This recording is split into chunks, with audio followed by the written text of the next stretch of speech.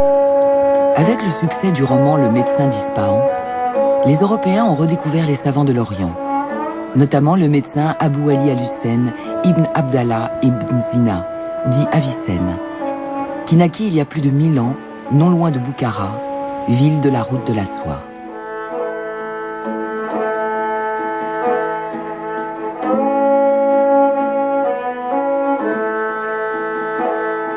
Avicenne est considéré comme un génie universel, l'Aristote de l'Orient, un maître des pratiques chirurgicales et médicales, mais aussi un mystique et un connaisseur de la vie.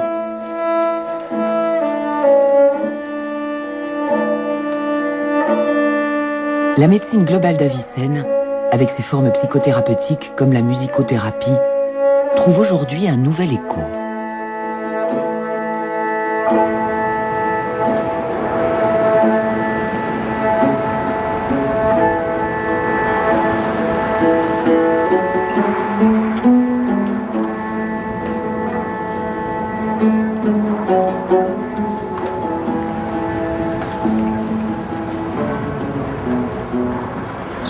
Vienne. Par son histoire et son architecture, la capitale autrichienne a de nombreux liens avec l'Orient.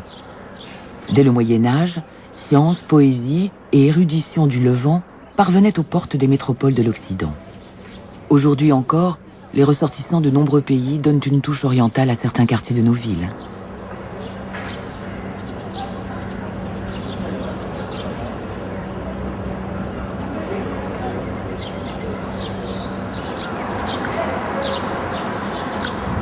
Ces deux musiciens, munis d'instruments anciens, se rendent dans une clinique de rééducation pour traumatisés crâniens.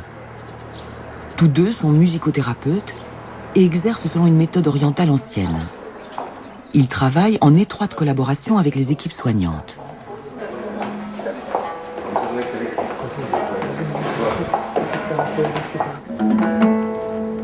Mein Kollege wieder hier. Gibt heute mehr Musik. Und den Kopf anlehnen und probieren. Besser. Nombre de ces patients ont été victimes d'accidents de la route et souffrent de lésions cérébrales irréversibles. Des cas souvent considérés comme désespérés. Cependant, nul ne peut dire qu'une amélioration ne surviendra pas un jour.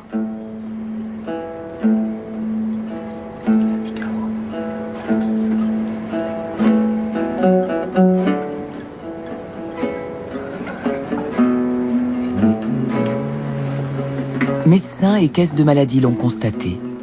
La musique et la présence des thérapeutes ont des effets positifs.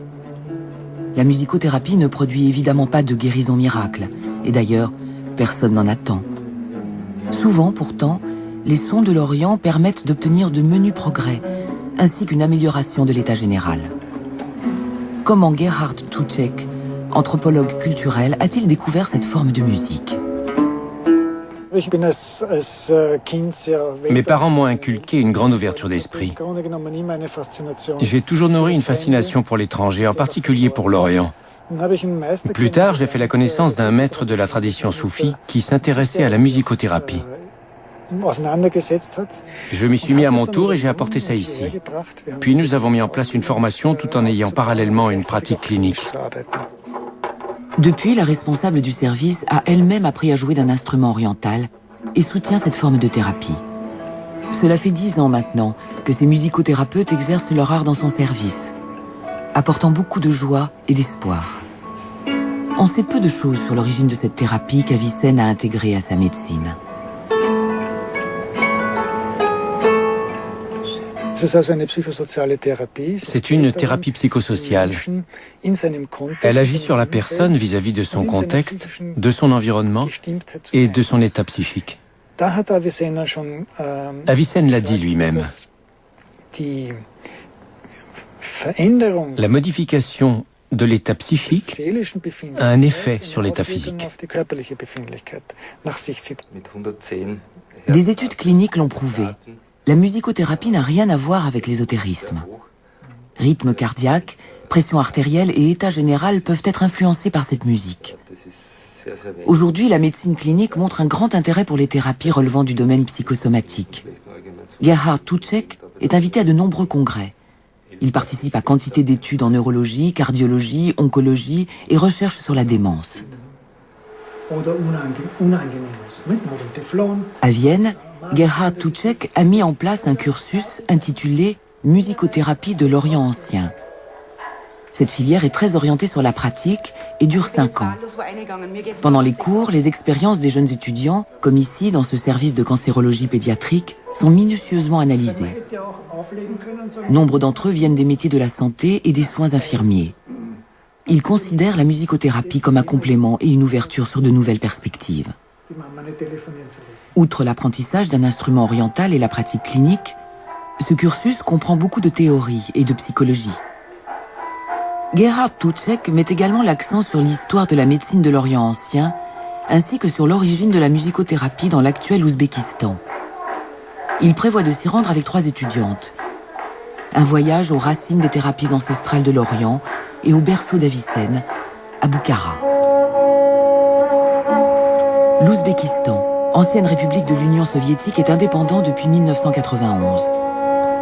Un jeune État sur l'ancienne route de la soie. Les villes mythiques de Boukhara et de Samarcande furent célébrées par Goethe dans le divan occidental oriental. Pour les étudiantes autrichiennes Myriam, Ingrid et Iris, c'est le premier voyage en Orient. Gerhard Tuček, en revanche, est venu en Ouzbékistan il y a plusieurs années déjà. Le but du voyage est de rencontrer des personnes qui maîtrisent encore les méthodes de guérison anciennes, parce que beaucoup de traditions n'ont pas survécu à 70 ans de communisme. L'Ouzbékistan est presque aussi grand que la Suède et s'étend du nord au sud sur près de 1500 km, constitué principalement de déserts et de steppes.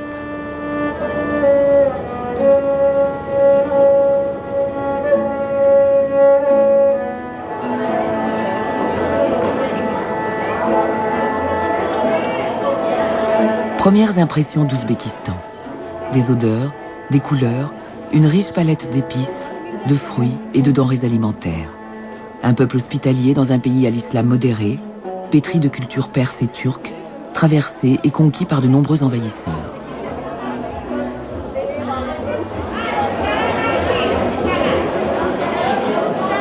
En Ouzbékistan, bien manger est important, et les repas sans viande sont aussi rares que les oasis dans le désert.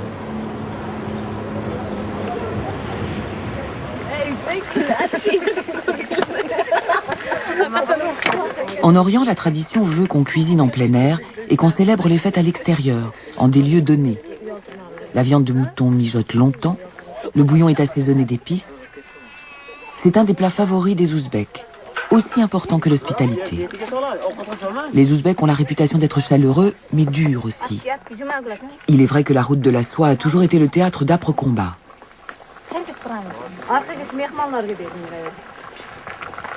Ici, la tradition exige qu'on offre aux convives, outre le repas, la sécurité. Nos voyageurs ont trouvé leur hôte.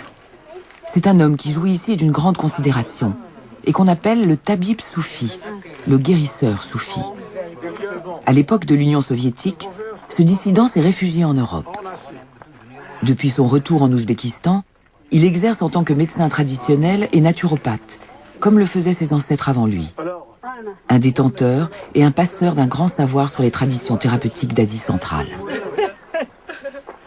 Pour cette première rencontre avec les Autrichiens, le tabib soufi a choisi un lieu sacré. Les Ouzbeks aiment y célébrer leurs fêtes et viennent souvent pour prier. Premièrement, on a choisi les places très beaux, énergétiquement très beaux. Parce qu'ici, il y a spécial eau, spécial montagne, spécial air. C'est déjà traite, l'homme. C'est le premier. Deuxièmement, ces hommes, ils avaient spéciale énergie spirituelle. Cette énergie, après leur mort, il reste dans cette place. Et que l'homme qui vient ici et fait la prière, il prend cette énergie. Et il se traite. Comme ça. Des écrits rapportent qu'à l'époque, pour déterminer le site d'un nouvel hôpital, on dispersait aux 4 coins de la ville les morceaux d'un mouton égorgé. Là où les pièces restaient fraîches le plus longtemps, l'atmosphère était propice à la guérison. C'était très souvent à proximité d'une rivière.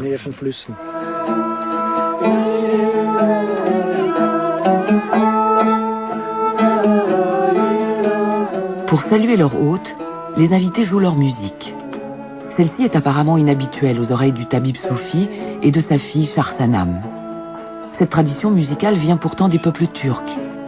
Mais ici, personne n'en sait guère plus.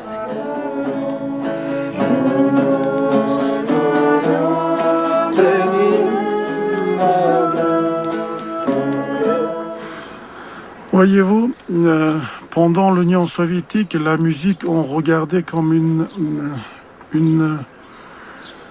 des méthodes d'être joyeux.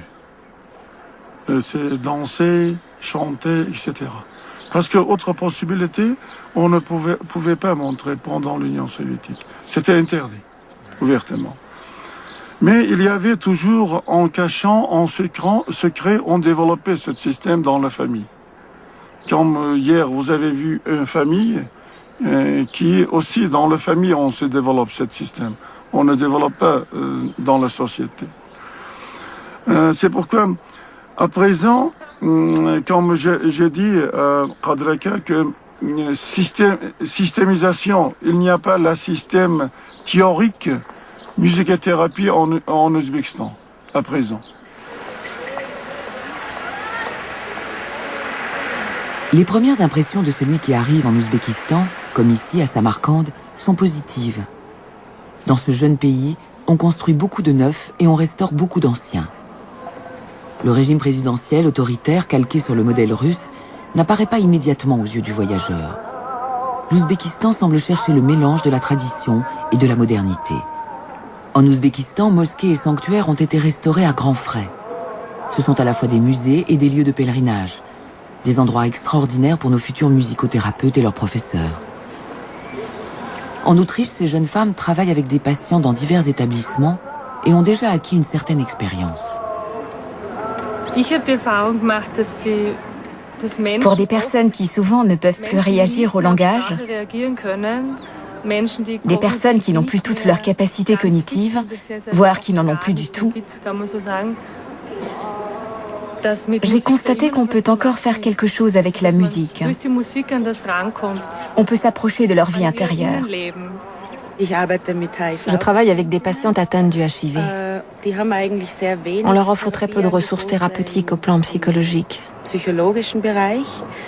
Elles sont très fortement confrontées à l'exclusion et à la peur. Et je constate que la musicothérapie est très précieuse pour elles. J'ai travaillé avec des femmes victimes de violences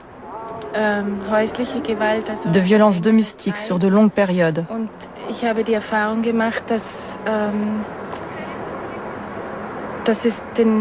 Et j'ai remarqué que ce qui est très important pour elles, avec la musicothérapie, c'est de renouer avec une relation de confiance.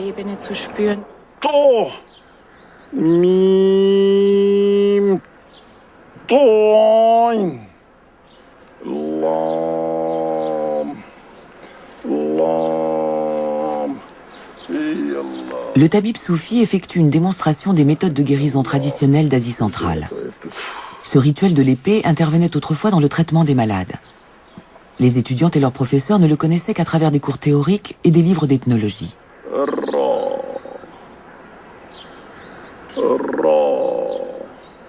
Les sons que le tabib prononce sont des lettres arabes. Elles correspondent à des sourates du Coran, qui dans le processus de guérison ont valeur de mantra.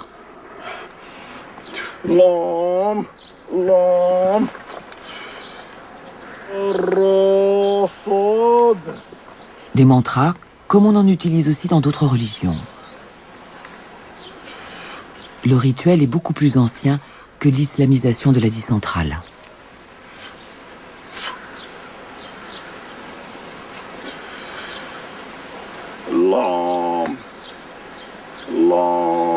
Dans notre famille, on fait toujours ça. Par exemple, quand on fait quand il y a les problèmes avec psychologie, épilepsie, quand l'homme est beaucoup fatigué, ou bien il a perdu l'énergie intérieure. Dans ce cas, on utilise cette méthode de traitement. Ma génération, par exemple, mon grand frère,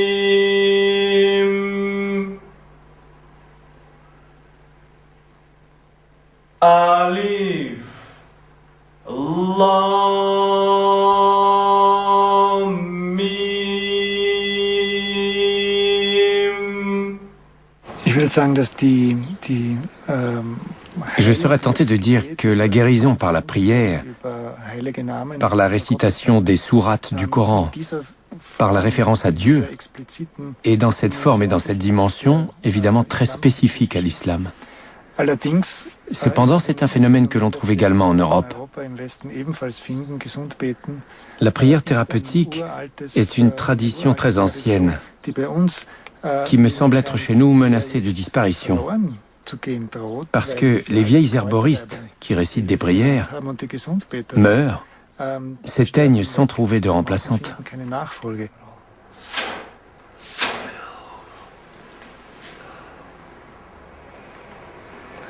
يرحمك الله يشفيك لا حول ولا قوة إلا بالله العلي العظيم يا الله.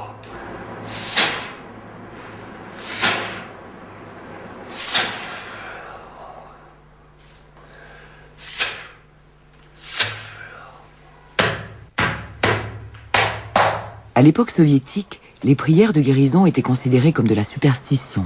Aujourd'hui, des patients viennent spécialement de Russie pour se faire soigner.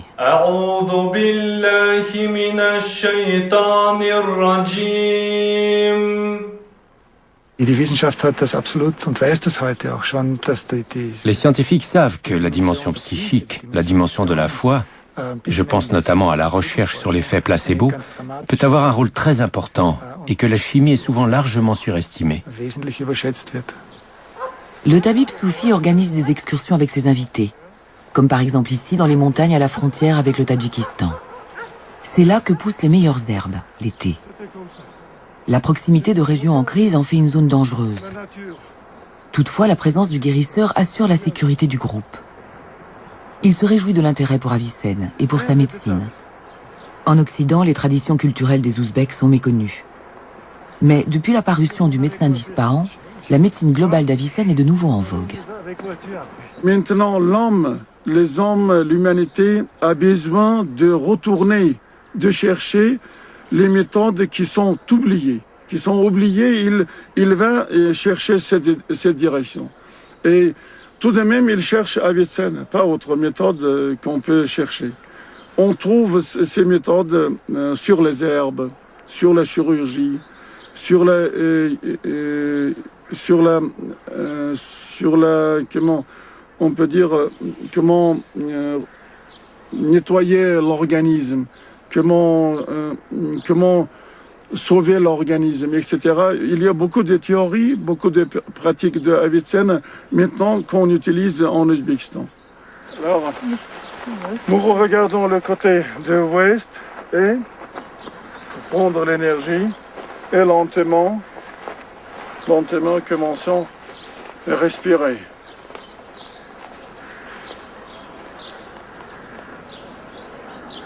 Un bon tabib apprend aux bien portants à ne pas tomber malade. Une alimentation équilibrée, la pratique d'un sport et une méditation par la respiration sont importantes.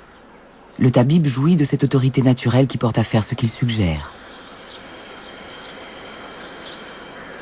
Encore une fois.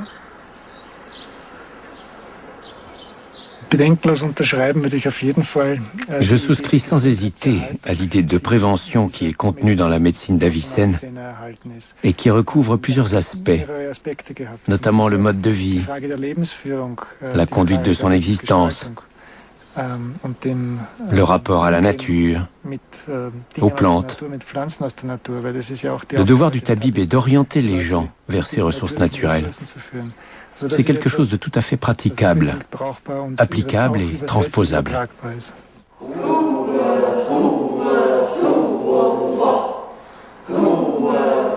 Le dhikr existe depuis le 8e siècle au moins. C'est une prière, aussi bien qu'un rituel de guérison. La récitation de mots divins comprenant des voyelles, comme Hu, Allah ou Ilaha, combinée à un mouvement rythmique, conduit très vite à un état de transe. Dans certaines parties reculées d'Asie centrale, le dhikr a disparu. Les autorités religieuses orthodoxes l'interdisent formellement. Toutefois, le tabib soufi maîtrise encore cette tradition.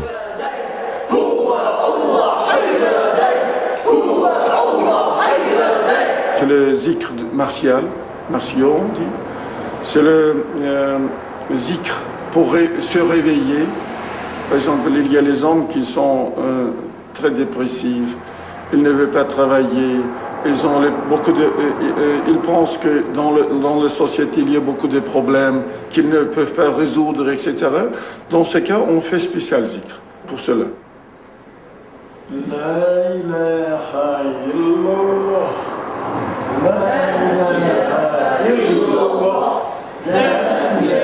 Le dhikr éveille le cœur et le fait briller, peut-on lire dans les anciens écrits des confréries soufis. L'alliance d'une méditation respiratoire et de mouvement existe également dans l'eurythmie des anthroposophes.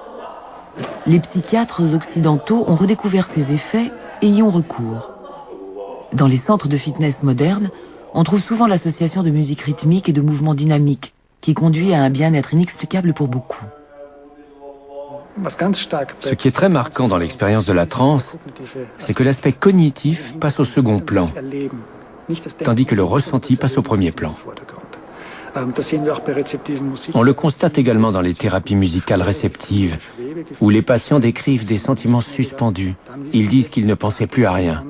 On sait alors qu'un autre mécanisme est entré en jeu. Par cette forme d'expérience, on arrive à un état de relaxation très profond, qui amène l'organisme à se rééquilibrer, à atteindre un nouveau rythme.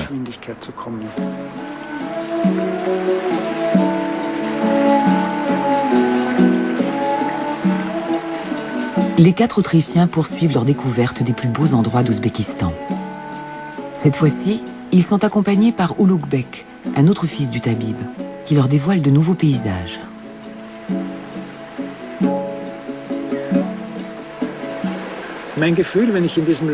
Lorsque je suis dans ce pays, j'ai l'impression de mieux comprendre la musique. Quand on perçoit les odeurs, quand on voit les paysages, quand on sent la chaleur, on comprend les textes et les messages des chansons à un tout autre niveau. Je pense que c'est important parce qu'en musicothérapie, ce que nous faisons, c'est susciter des émotions chez les gens. Ça dépend donc beaucoup de ce que nous avons en nous-mêmes et de ce que nous ressentons quand nous jouons.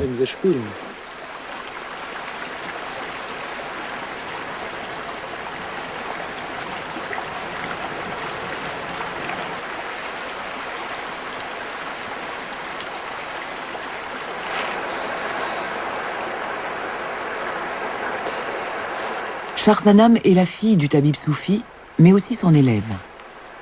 Pour un tabib, l'équilibre est le plus important dans la vie, parce que le déséquilibre et la discorde conduisent au malheur et à la maladie. C'est pourquoi les futurs médecins de l'école du tabib doivent explorer et pratiquer l'équilibre et l'expérience personnelle.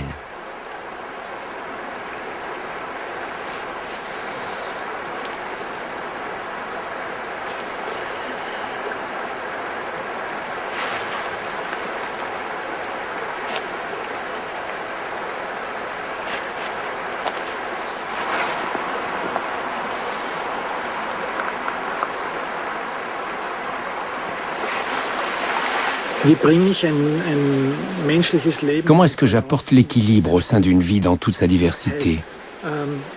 Autrement dit, comment puis-je empêcher les gens de tomber malades? Comment puis-je apporter dans une vie une dimension sensorielle qui aille au-delà de la fonctionnalité? Quand on se promène dans ces paysages et qu'on observe les gens, on voit bien qu'ils vivent à un rythme plus lent. Ils ont beaucoup plus de temps pour de nombreuses choses. Ils sont beaucoup plus présents. C'est ce qui est à la base de l'enseignement d'Avicenne, une sorte de doctrine de la santé.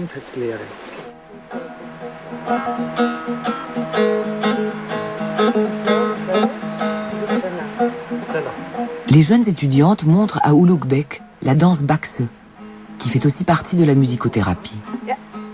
Elle est censée activer les fonctions corporelles et peut engendrer une légère transe.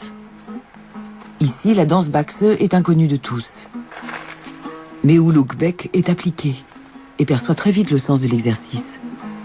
Lui-même est un champion de lutte très réputé en Ouzbékistan. Il remporte presque toutes les compétitions. La relation entre les Européens et leurs hôtes ouzbeks est de plus en plus harmonieuse.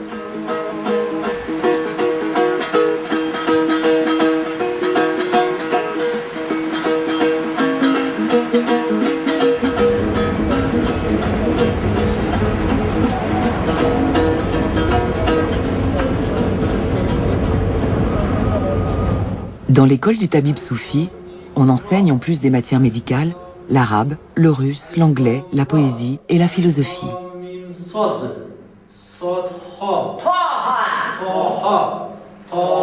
L'enseignante est sévère, c'est habituel ici.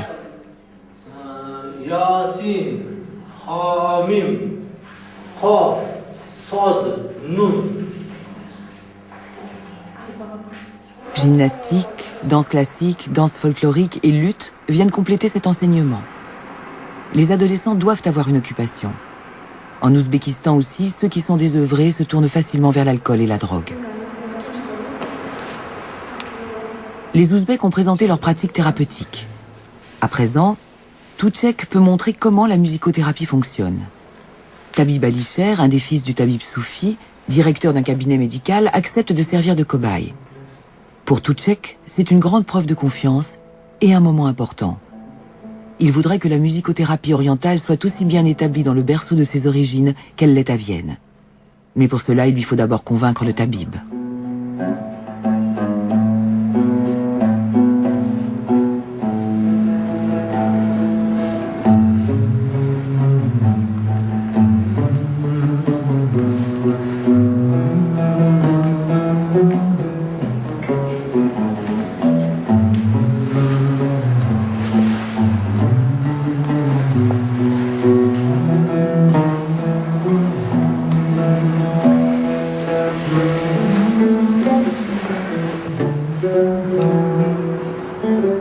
Tabib Alisher est un homme sensible, qui tombe très vite en transe.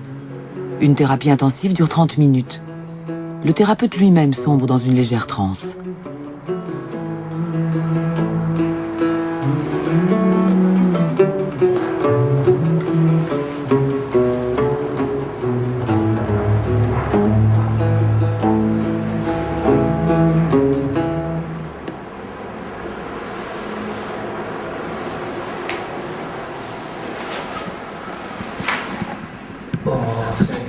Merci beaucoup. J'ai l'impression d'être une autre personne.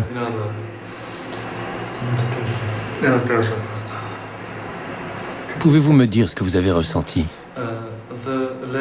Mes jambes et mes mains sont devenues aussi lourdes que du ciment.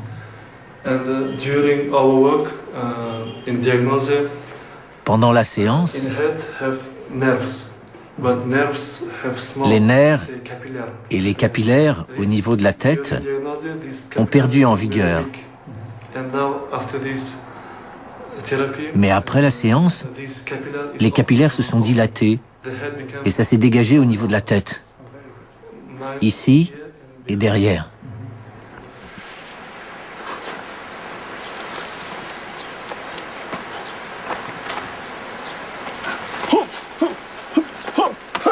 Charsanam aime s'entraîner avec son père.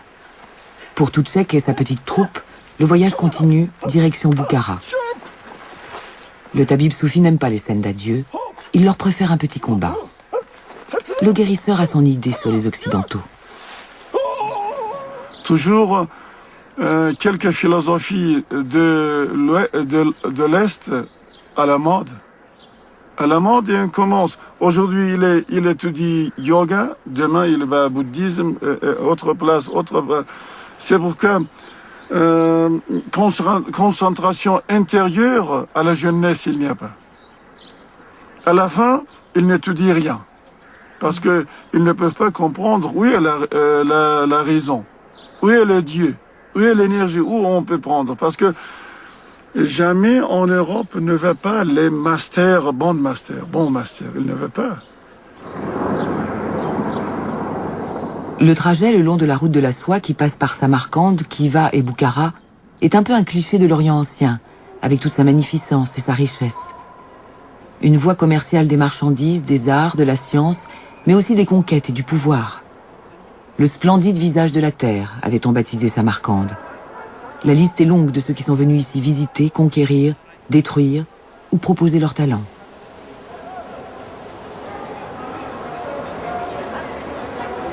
Quand Goethe écrivait « L'Orient est superbe », il ne faisait pas référence à l'architecture ni au paysage qu'il n'avait jamais vu.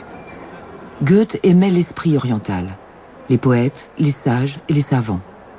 Tucek et ses étudiantes ont quant à eux découvert les paysages et les bâtiments de l'Ancien Orient et fait connaissance avec des personnes intéressantes de l'Ouzbékistan d'aujourd'hui. Pour certains, c'est même la concrétisation d'un rêve d'enfant. Quand j'étais petite, j'ai beaucoup rêvé de ces paysages que je ne connaissais pas. Lorsque je suis dans le bus et que je vois dehors les steppes et toutes ces couleurs, j'ai quasiment l'impression d'être chez moi.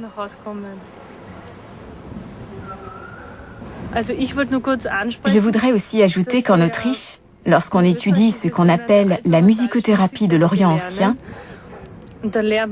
on apprend que ses racines et ses origines se trouvent en grande partie en Ouzbékistan.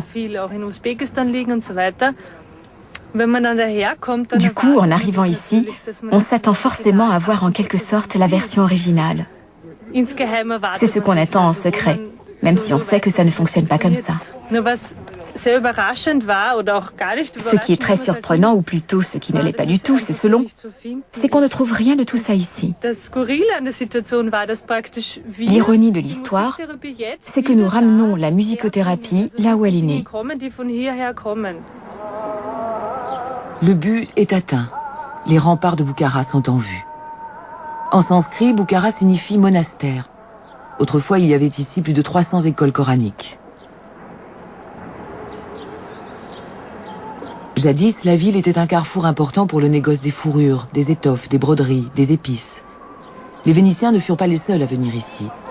Le commerce avec la Perse, la Russie, la Chine et l'Inde reliait alors Boukhara au monde entier.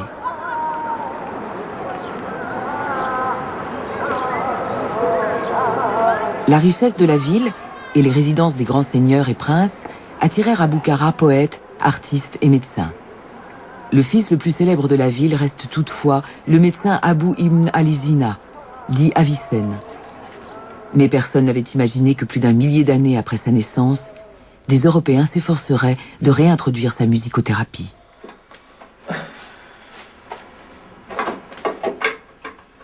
Dans l'ancien théâtre de Boukhara, séance de maquillage pour Shamseddin Youliev, metteur en scène et comédien, avant son entrée en scène.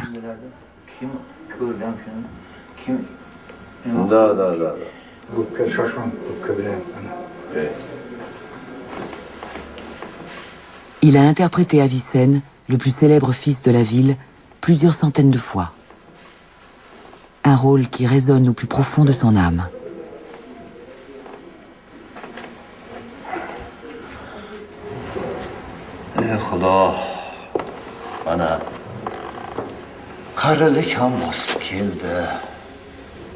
Shamseddin Youliev aime particulièrement la scène où Avicenne doit quitter la ville. Le calife l'a chassé. Le médecin fait ses adieux de façon poignante. Les hauts et les bas, les affres de la création et une productivité prodigieuse caractérisent la vie instable du médecin des médecins. Avicenne était un homme dont on dit qu'il ne se privait d'aucun plaisir, qui vivait sa vie pleinement. On raconte qu'il aimait beaucoup le vin, ce qui l'a rendu suspect aux yeux de l'orthodoxie. Il s'intéressait aussi à la pensée grecque et appréciait beaucoup les femmes. Il a donc vécu une vie riche en expériences, tout en ne quittant jamais la voie qu'il s'était fixée, celle de la formation, de l'apprentissage, de l'étude et aussi de la maturité intérieure.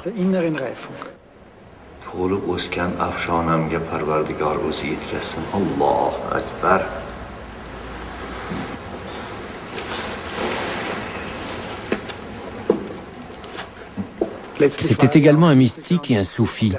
Dans son autobiographie, il dit qu'il a toujours bataillé pour avoir l'intuition. Il n'a cessé d'implorer et de prier Dieu pour disposer de l'intuition.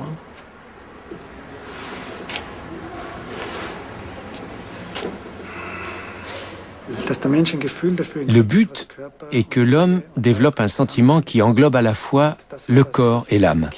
C'est l'essence même de l'enseignement d'Avicenne. Que la pluralité des modalités sensitives, l'ouïe, l'odorat, le goût, les périodes de jeûne, la parole, le chant, la musique, que cette pluralité des modalités sensitives apporte à l'homme un équilibre.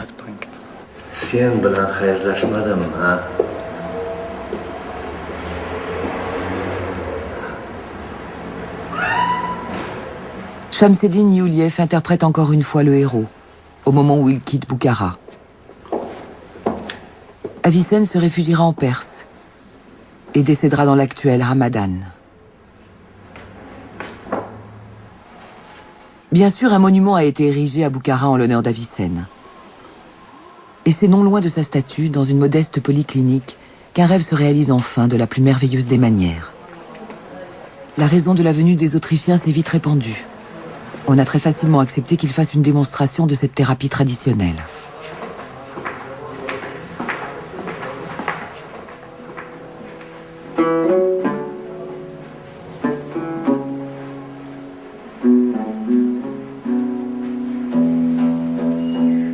Sous le regard sceptique de la femme médecin, les thérapeutes commencent leur travail.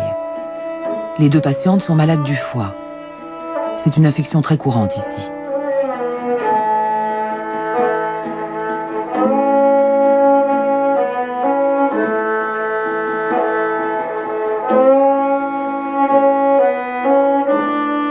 Peu importe le résultat de la séance.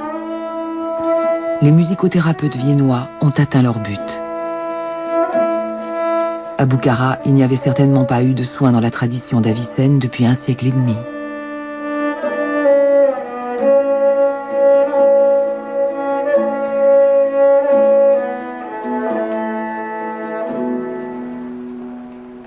Les deux femmes ont immédiatement sombré dans un profond sommeil. Lorsqu'elles se réveillent, un sourire illumine leur visage. L'objectif de l'ancestrale thérapie est atteint. Offrir aux patients joie et décontraction. Les deux femmes ne sont pas guéries pour autant. Mais la médecine pratiquée jadis par Avicenne leur a fait du bien.